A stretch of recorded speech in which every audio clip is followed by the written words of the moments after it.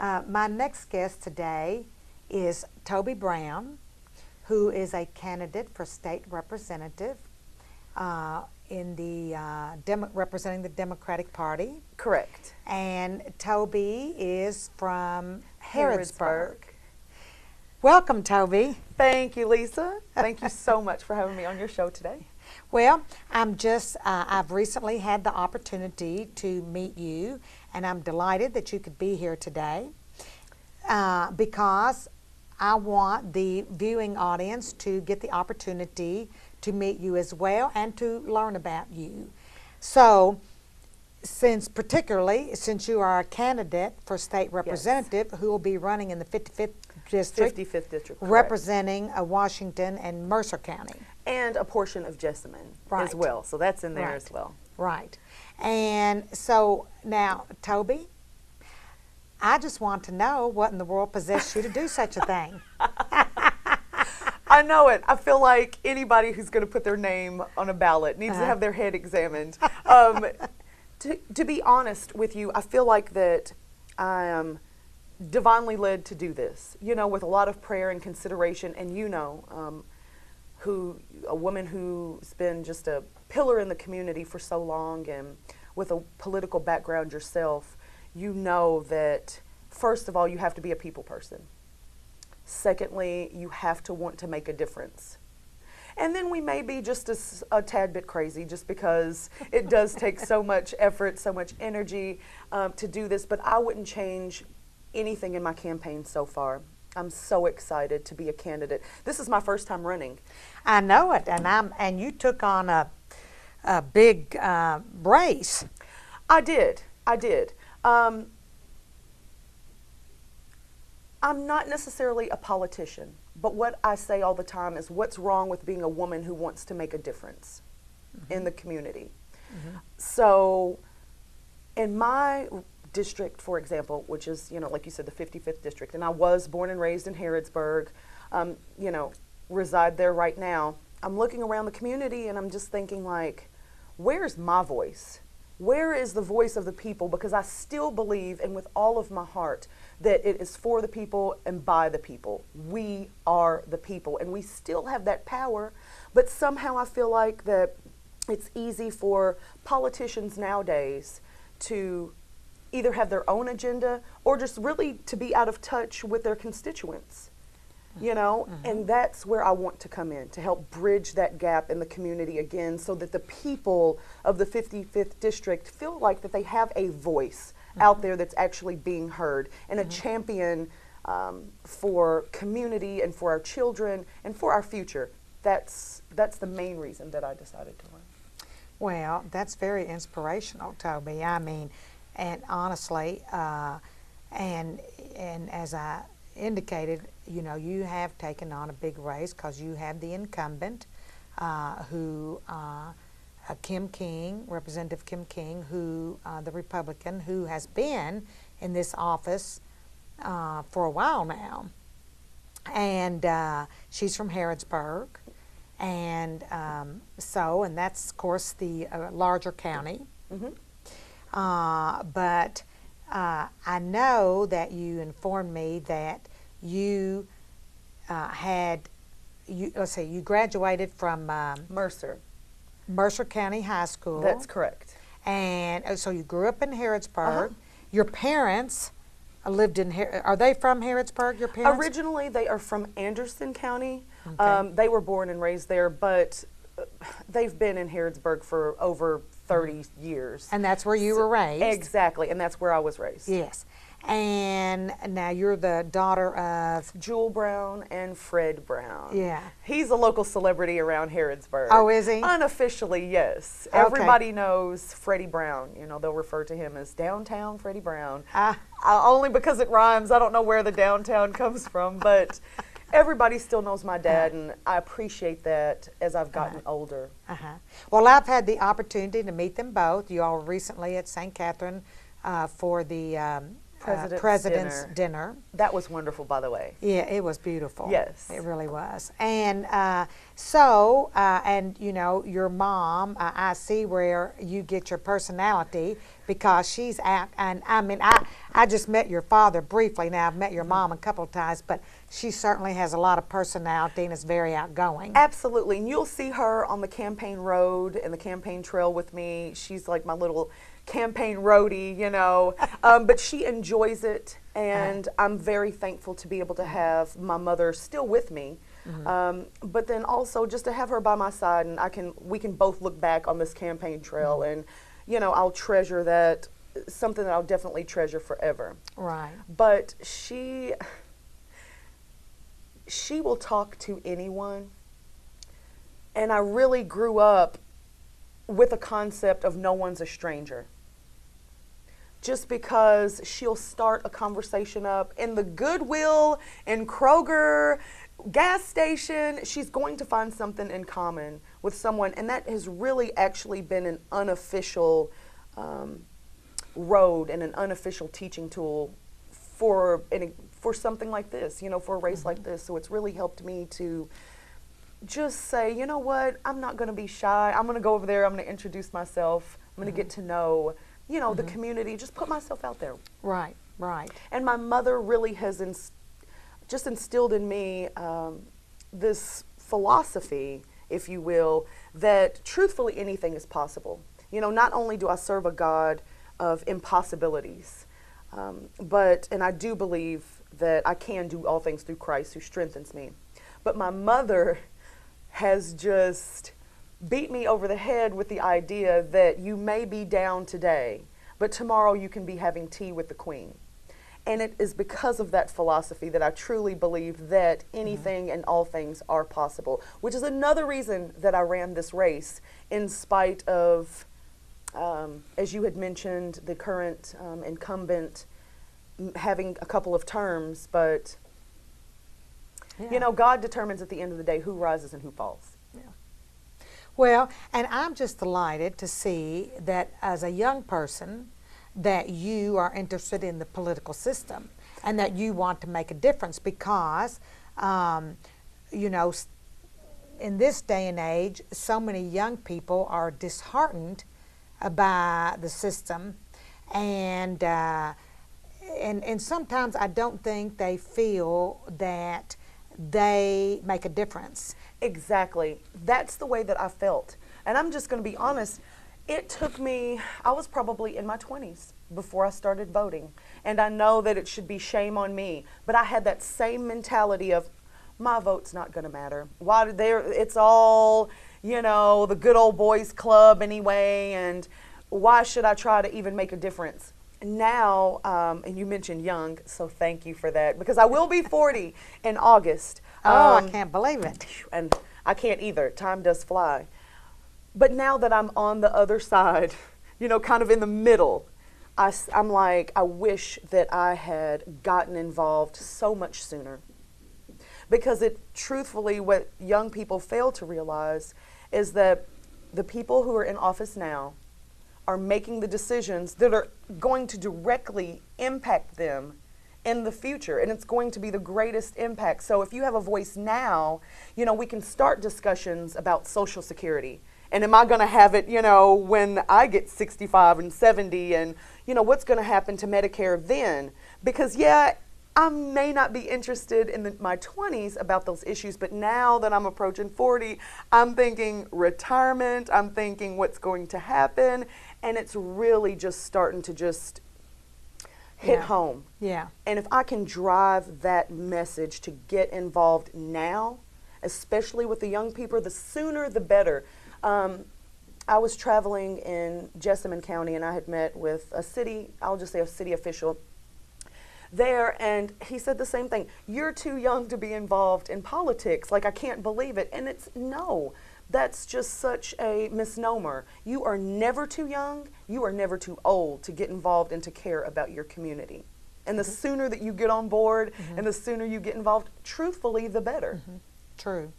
And as you mentioned those issues such as Social Security and Medicare, and, you know, for example, with my children, you know, there are not these big retirement programs that there used to be.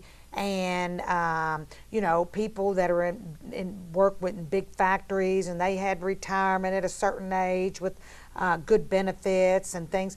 Those things are getting fewer and far between. Yes. So it does take someone like you at your age to be aware of those things and to realize that we have to help with the future of our Absolutely. of our children. Well, and that's why voting is so critical and it's so crucial, because you're talking about those institutions that are currently declining, and they are.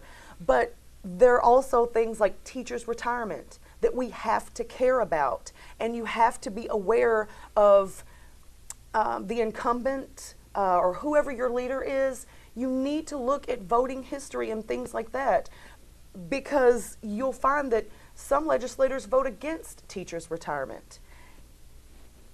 And it's just like, what?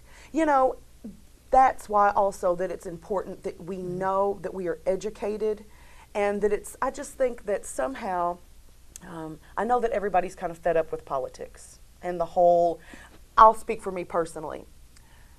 Just that the cookie cutter, the rubber stamp, those type of just images. I've done pageantry before, and I feel like, okay, I'm over that. It's time to roll up our sleeves, and it's time to get real. And I think that people nowadays are wanting something real. I don't want the rehearsed speech anymore. It's not going to work, and it doesn't benefit anybody else. And so that's just the way that That's I feel. and you're seeing that in our presidential races right now. Exactly. Everybody wants a change. It is just time for fresh, it is time for new, and we can still protect our heritage as Kentuckians. We can still be so proud of such a rich history in our bluegrass state, but we can also be progressive and make strides for the future. And I think that sometimes when people hear the word progressive, and then they get scared, like we're going to come in and we're going to change everything and we're going to totally toss everything out. No. But I'll tell you what, even something simple, this is just my little thought. So I'm visiting the governor's mansion, and I don't know if you've been in there, recently, but they have a wall, and they have a wall of all of the governors. And most of them are men, except for, Martha Lane Collins. And then, though, they have the wall of the first ladies. Mm-hmm. As I walk down that hallway, and I see that Martha Lane Collins isn't on the wall with the governors. And I thought for a second, and I asked the tour guide, and I was like, well, why is this? And they were like, well, she's still a woman. She's still considered the first lady. And I just think that's baloney. I want that woman to be on that wall with the other governors. She has earned that position. She was a former governor. And it's little things like that we go, wow, it may not be a big deal really what side that she's on, but it does say a lot still about our mentality as a culture and as Kentuckians still. Mm-hmm. Keep the women separate, put the men over here. And as well as I do, we need more women leadership, especially, in the House. Yeah. And we need more women to run. And you... Well, and I think that's, I know you were a part of the Emerge program. Yes, the wonderful Emerge program. Which is a wonderful program for women who aspire to be in political office. Yes. And so you went through that program, and that's wonderful. Pretty extensive, in-depth program. Oh, gosh. I'm so thankful that I received that training. This office has been in my heart for a while. But as we all know, you have to be prepared and you have to be ready. And it really is all about timing. I've wanted to put my name down on that ballot for years, probably for like 4 years. And then something would say, no, not yet. No, not yet. And then now, like this is your season and move, so here I am. But what I realized is that, 4 years ago, though, I wasn't ready. And I did need more training. And also, I'm a graduate of the New Leaders Council. Right. And that program is for young people who want to be leaders in their community. So you learn all about, well, not only with the Emerge program, your political system, but in the New Leaders program, you learned about your government, and I mean, I don't even know what we had so many wonderful things to learn about. Of course, Blair went through that too, and I still don't know. Absolutely. I know you all had all kinds of leaders come in and speak with you. Oh, you will not believe. We had people who ran big-time campaigns to come in to give tips, to give pointers, fundraising points of view, how to get out in the community. You know, the things that you would just not normally know on your own if these type of programs were not in place and that they did not exist. It's so necessary, you know, just to have that type of training, because I thought, wow, you know, this is a whole lot. And it is, you're right, it is a big endeavor that I've taken on. But I do know that God does not put anything on us that we cannot handle. So I learned just so much, the ins and the outs of, you know, local government, but also in Frankfurt, how that beast works, you know, how that system works. But they're being in session right now.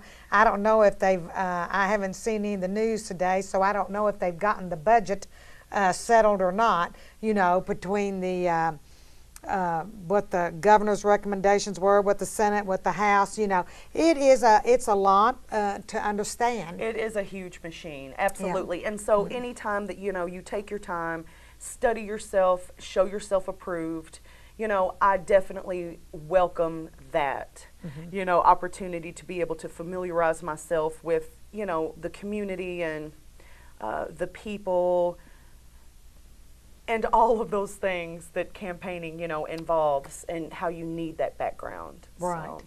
So you've gotten a lot of good training with the Emerge program and with the New Leaders program. I'm also on the board. The governor appointed me to a board of, it's a specialist of hearing instruments. It's the, and so this is my first governor board and commission that I've ever served on. Specialist of hearing instruments. And it's part of the Kentucky Cabinet for Safety and Public Health. So I'm very excited. This is my first year, and so my term will end in, like, you know, 2019 or something like that, you know. Yeah. So I'm very excited to also be part of that board that I was appointed. Yeah, that's good. And commission. Yeah. And now you're a graduate of Kentucky State University. And I have a degree in history and a minor in theater. And I was also the Miss Pride of KSU there, as well as, you know, being on the National Dean's List. So so not only do you have beauty, but you have brains as well. Yes, I'm delighted to. Thank you. That is wonderful. And I was also like a Kentucky Colonel, and I have been since 1998. I'm a member of Alpha Kappa Alpha Sorority Incorporated, which was the first black sorority in 1908 for women. And so it has lasted, this legacy continues to live on. So I'm very proud to be a part of that, as well as other numerous organizations, you know, along the way. Yeah. Yeah. Well, and then you did pursue your acting career for a while. And that's true. so, I mean, that's a part that is true. That helps you get in front of people and be comfortable and be able to give a good speech. And so, oh, yes. Well, you know what? My start, those type of things, I mentioned pageants, but I did get my start in pageantry. And from there, it really does help you. You know, everybody always, you know, you think of pageants and they immediately think like, oh, if I could just have world peace, you know, or some type of cheesy answer. But the truth is, it helped me so much to be in front of an audience. And just that whole judging aspect the same thing. People are going to judge you and sum you up just like that. And I have found, in, you know, as well as in this race, that that is the truth. So to be able to handle a popular and unpopular opinion, it's very necessary. And it really did. It helped me to build character, and as well as the stage and having stage presence and things like that. So that, along with, you know, my history of television, used to host a show on Fox 56. A lot of people remember me from the Kids Club, and also from more recent things as film and television. So I was thankful that I had an opportunity to pursue my dream, and now I can pursue another dream. Now you're ready for this. Absolutely, absolutely. And so I know that you, when you came back to Harrodsburg, you determined that there was a need for some progress. You looked around and you what you said to me was that you felt like nothing had changed in the time that you had been gone. I did say that, Yeah. and that is true. That is actually not just my opinion. That's an opinion of a lot of citizens in Harrodsburg, is that we need some progress. You know, and somebody has to be that pioneer. Someone has to be that voice. Someone has to be that champion for change. And like I said, it's not bad, because Harrodsburg, Mercer County, you know, we were the first permanent settlement of the West in 1774. And Harrodsburg used to be this booming community where we would have African dialects and French dialects and English and Spanish. And it really was this wonderful place where people could come, even if they were just passing through. I still want that. You know, it is a beautiful community. It is. We want more people to come, but more so than anything, and probably like you all here in Springfield, we want our kids to stay.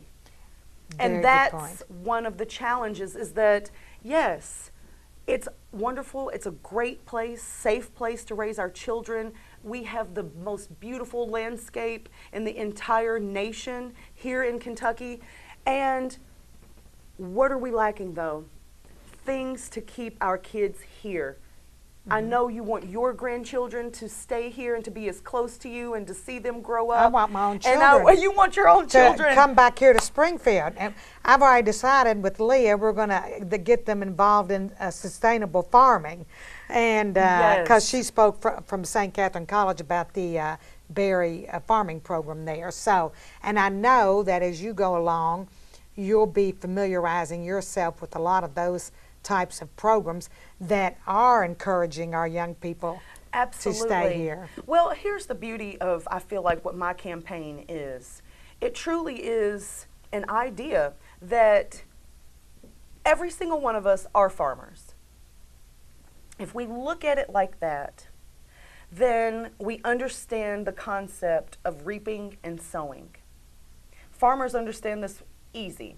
It's you plant that seed, cover it up, but you have to come back to it. You have to water it. You have to nurture it. You have to make sure that it's exposed to light. You have to make sure that it is protected. You know, if bad weather comes or if cold weather comes. But at the end of the day, we get to see that here's this, whatever it is that they're raising, whether it's soybeans, whether it's tobacco, whatever it is that our local farmers are raising, we can see a product. The same thing, the same concept is with my campaign.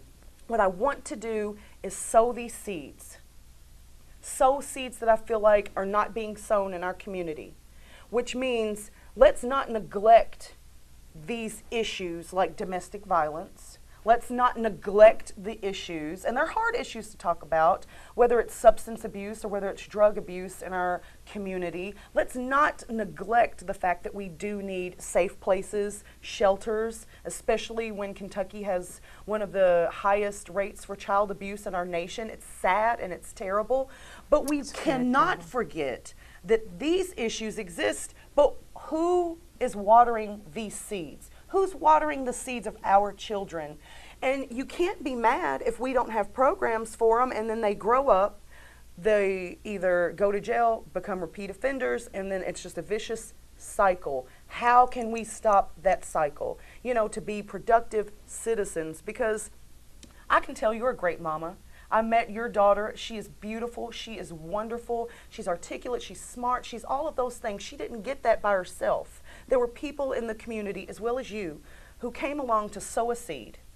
And even if they didn't sow it, maybe they helped water it.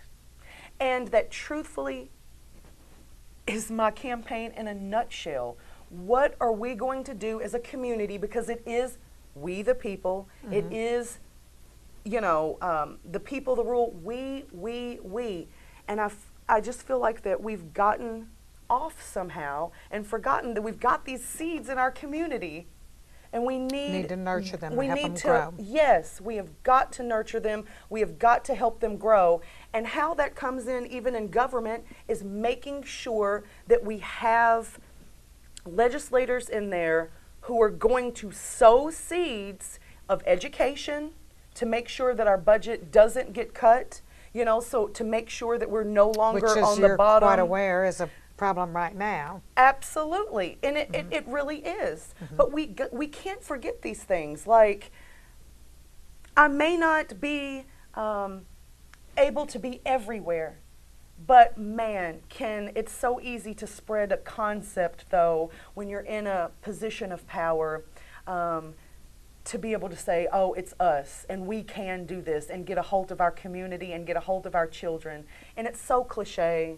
Children are our future. Everybody says that, but the truth is the children really are our future. And if we're not having people sowing into their lives, then we can't complain when we don't have productive citizens or when people want to move away.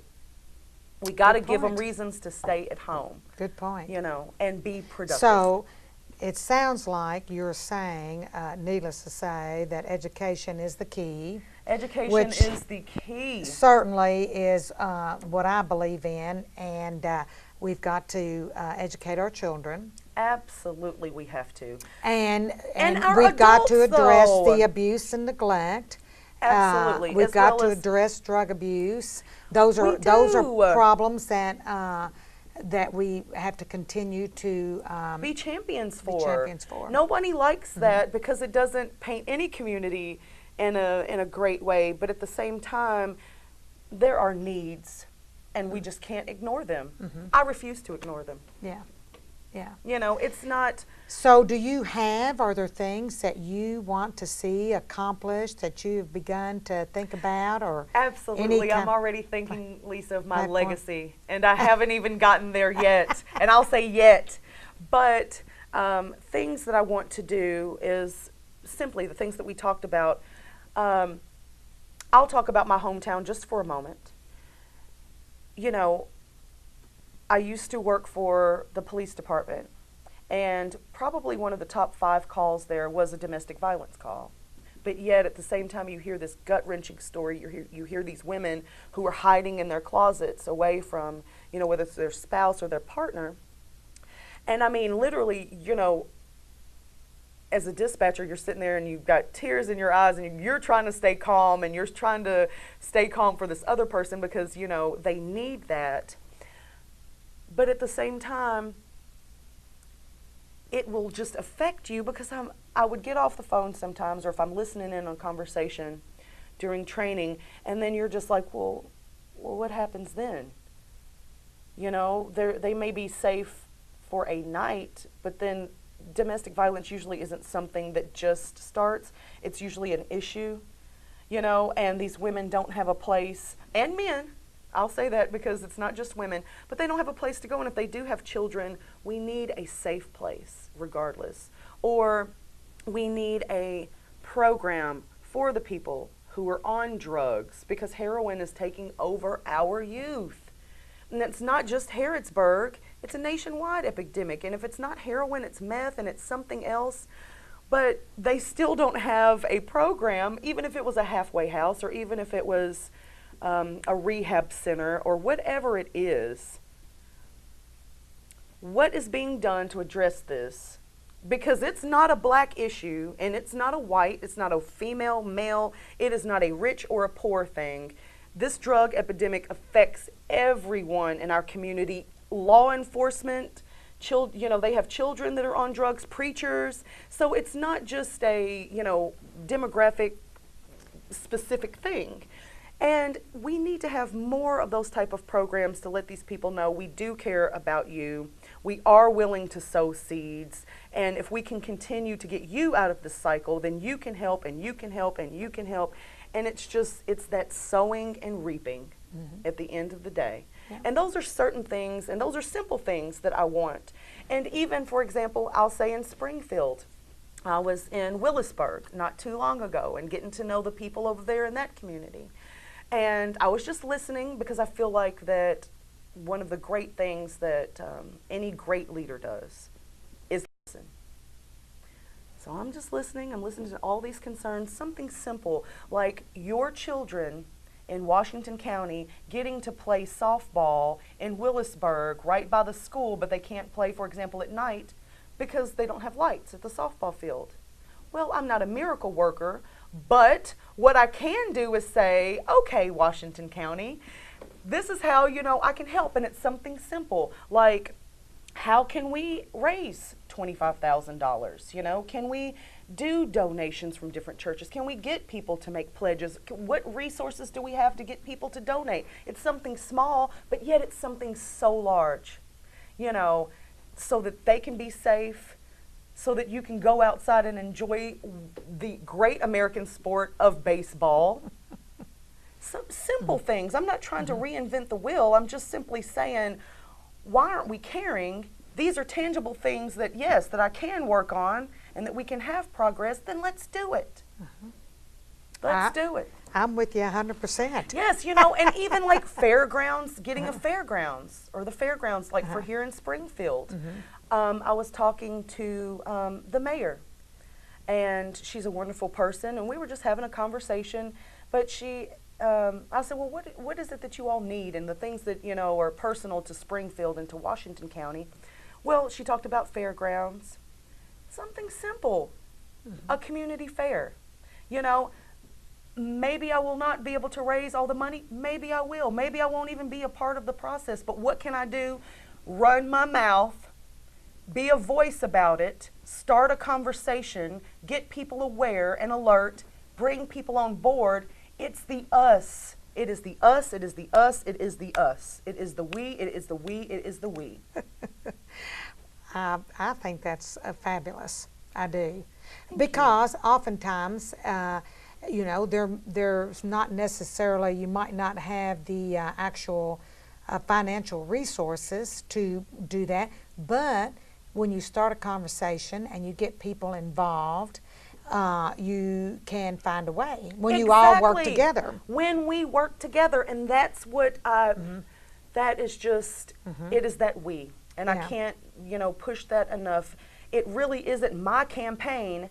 It is your campaign. It is our campaign. You truly have a choice of who you're going. The representative is simply just that. We are supposed to be a representative of the people in the community. It's just quite that simple. And at the end of the day, who do you want to represent you? Who represents our ideals and our community? And I think that it does, I don't think that it really matters at the end of the day if I'm a Democrat, if I'm a Republican, or if I'm an independent. Can I get the job done? Do I look like you? And what I mean by that is, obviously I'm black, you're white, I know that. But do I look like you in the sense of, do I want at the end of the day what you want? Do I want our kids to be able to have a great education? Yes, that looks like me. Do I want our kids to be able to afford higher education? Yes, that looks like me. Do I care about whether your children, whether me and my generation behind me, the millennials, have Social Security? Yes. Do you care if, our seniors are being taken care of and not neglected? Yes, I do. That looks like me. And that's what I mean. Then those are all reasons, to vote for me. And what I do look forward to is I've taken into consideration everyone's concerns that I've come across. I've talked to everybody, and I mean a different, from the good old boys to the people that are in our leadership to the people behind the pulpit. I'm trying to get a feel of the voice and what the community needs. Because at the end of the day, it really shouldn't be about my agenda. It really shouldn't. And me forcing my agenda upon you all. You are the people. It's about what you all want. You all tell me. I go and voice that to the Capitol. That's the way that I think that it should work, and not the opposite way around. I agree 100%. That's exactly right. And we've forgotten that. Well, and we need to encourage our citizens to voice their concerns to you. Yes. Because that is what you are here for. That is what we're here for, Yes. yes, is to hear this, take it into consideration. But if no one is speaking up, and if that lack of involvement is down in the community, you know, and you know this because it's usually that 10%, and you're in that 10%, that carries the brunt for the 90%. And it carries the weight for the 90%, and it shouldn't be that way. Right. You're only one person, yes. I'm only one person, yes. There are only so many things that we can get done.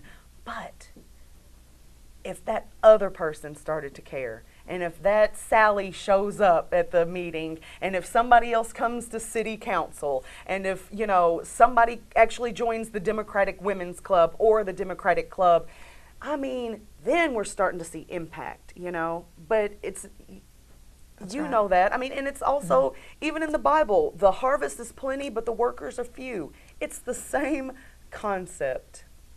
So I do think that it's good that you are encouraging that participation. You have and I to. think that you can, you've certainly persuaded me today, Tobie, that you can represent all those interests, and that Absolutely. you're that kind of person to be able to do that, and that Absolutely. sounds exciting. And Yes. Well, you know what? It goes back to that, what we just talked about my mother and about that tea with the queen. I don't believe that wealth or riches are entitlements to be able to rule.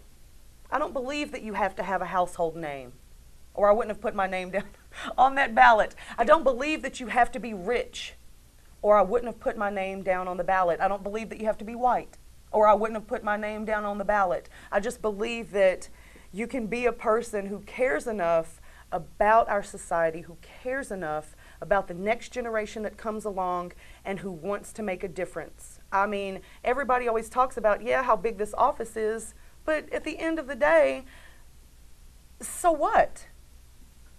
You know, I mean, the people in Frankfurt, they put their pants on one leg at a time, just like the rest of us.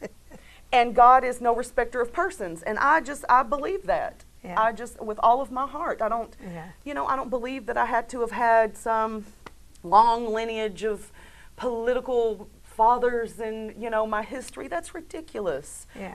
You know, we've gotten so far away from what politics really is all about, and that is about us. it's about the representation of the people. Yes, it is. The people. Woohoo! And Tobie, I think you're just the girl for that. I'm going to tell you. Thank you You've so certainly much. persuaded me today. You've done a tremendous job Thank you. speaking, and I think you have a lot to offer, and I'm excited to have you on that ballot. I'm excited too. I'm excited too. I just Yeah. can't wait. And I hope that you will get the opportunity to come back and talk with us again as this campaign goes along. I hope so too. Anytime that you need me, it's just been a privilege to come and be a part of your show and to get to know the viewing audience as well. Yes. And I'm excited. And now, Tobie, if anyone would like to contact you to learn more about you, or to ask any questions, or be involved in your campaign, how can they contact you? And also, I think you have a web page and things like that you need to share with the audience.